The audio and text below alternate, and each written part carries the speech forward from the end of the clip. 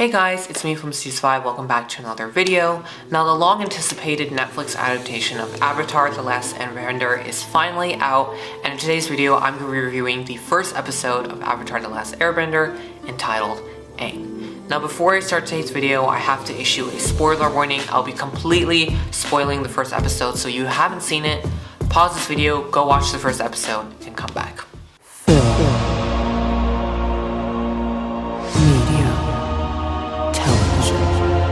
All things I review under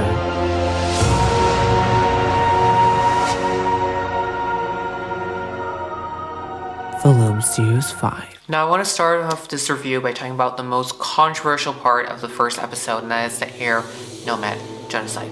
There was a lot of debate about the internet whether it should be in the episode or not, but when watching the Air Nomad genocide, I felt like it was the right decision. It was just handled so well and is one of the best scenes when it comes to episode 1. The choreography, the cinematography, the acting, the music, everything came together to create a perfect scene that is very tragic without having too much graphic violence and destruction.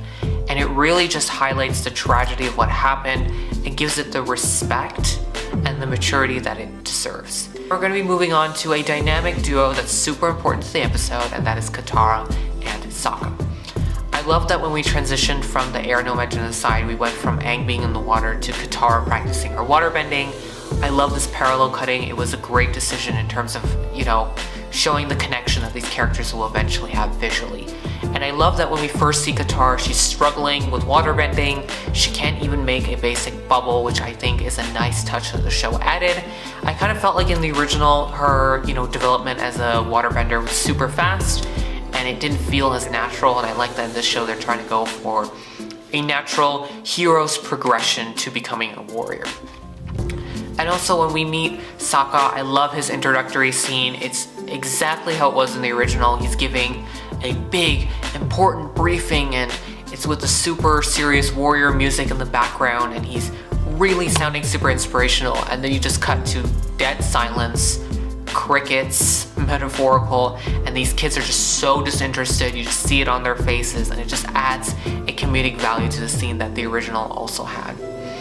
And also what was really good was their dynamic. I really felt like they were siblings, because that's super important when, doing Katara and Sokka, and that their dynamic works together. They could have easily had bad chemistry. And I felt like the direction and the acting for Katara and Sokka was very well done.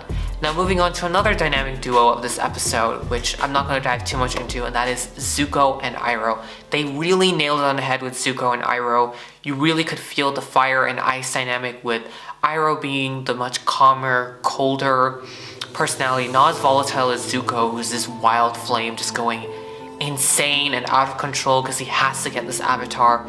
Everything's at stake, and I love that even though they are firebenders, they just have such different personalities. And I really felt like they did a very good job with the acting and the direction when it came to their scenes. Iroh is a little bit of a backseat character in the first episode, in this version versus the original, but sometimes it does happen when you're filming these kinds of episodes. You don't want to give everybody screen time, or otherwise you bore the audience. Like, why is everybody super important at the moment? Sometimes you just want to leave little nuggets for the next episode. Now moving on to one of our cutest, most mischievous characters. I'm not talking about Momo or Appa, I'm talking about Aang. They did a very solid job of introducing Aang and his personality. You really could see his kind and empathetic nature, especially with his relationship with Monk Gyatso. They did a very good job depicting the two of them and how close they were, and you could see that even in scenes when they weren't together, how much of an attachment they had. When Monk Gyatso was with the council, he's like, Aang is too young, he doesn't know himself. If you send him into battle now, he will fail the world when the world needs him.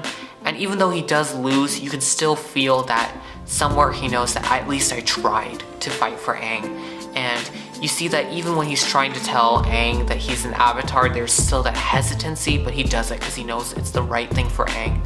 And even though they call each other friends, which I'm like, they're more of a father-son relationship, you could still feel that love and depth, which I think just highlights how good of a personality Aang is. And you could see that Aang has that ability also with Sokka to break down his walls. With Katara, naturally they're going to gel together because they're very similar in terms of personality. And I really felt like that Aang stood out in this episode, and he still maintained his, nature and his goofy quality. It was a little bit more watered down due to the tone of the live action version versus the animation, which makes sense because we're no longer in anime and we don't need those exaggerated expressions.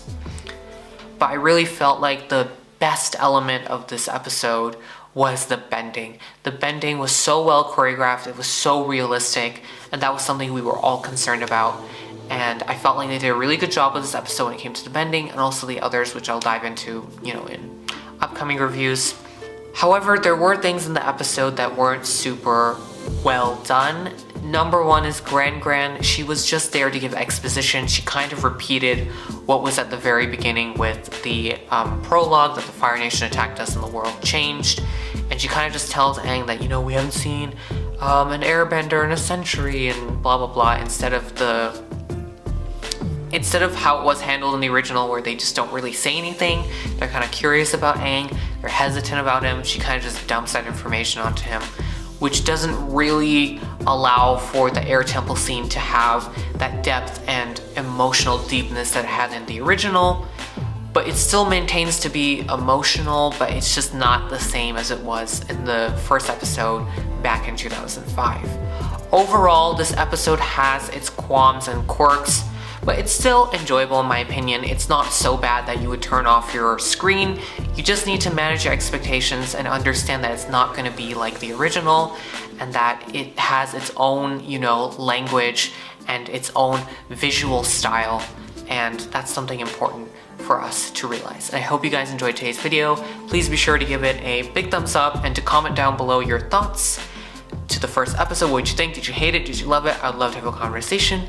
And please be sure to subscribe to the channel for more content like this, and to ring the bell to be notified whenever I upload, which is every third Friday. And I'll see you guys in the next video. Bye!